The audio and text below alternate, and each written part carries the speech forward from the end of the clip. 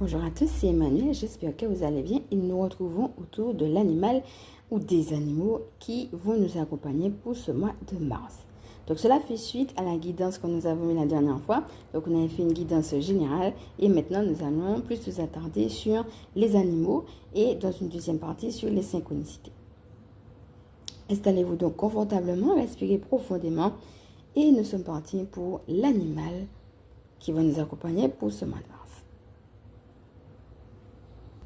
Eh oui, l'escargot qui a voulu revenir, et c'est vraiment un animal qui a voulu revenir plusieurs fois c'est un dernier. Alors regarde comment il te parle, on ne va pas revenir sur tout ce qu'on a déjà dit autour de l'escargot, donc n'hésite pas à revenir sur ce qu'on a dit, mais en même temps c'est sans surprise, notamment par rapport au moment présent qu'on a eu la dernière fois, qui va nous inviter à ralentir, non seulement intérieurement, surtout si nous sommes en stress et que nous avons des pensées qui turlupinent, mais aussi physiquement. Ralentir nos mouvements, être à l'écoute de notre corps et en même temps de ce qui se passe à l'intérieur de nous. Trouver aussi notre équilibre, savoir à quel moment on rentre dans notre coquille et à quel moment on arrive aussi à aller vers l'extérieur. Il y a tout ça qu'on a autour de l'escargot et puis aussi une image qui nous invite aussi à la nature, quelque part nous invite à la vie, à ne pas rester un petit peu enfermé dans sa grotte, à se souvenir, la dernière fois on parlait de rester positif, qu'il y a de nouveaux départs qui arrivent. Donc je crois que l'escargot, s'il nous invite à ralentir, nous ramène aussi à ce côté-là, ce côté de la promesse que les côtés sombres ne vont pas rester comme ça.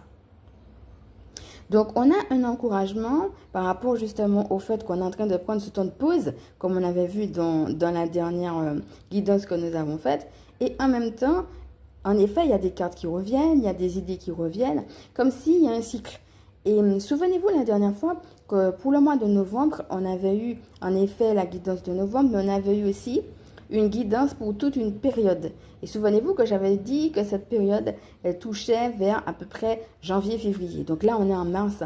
Et ça serait intéressant de voir un petit peu ce qui s'est passé entre novembre jusqu'à à peu près janvier-février.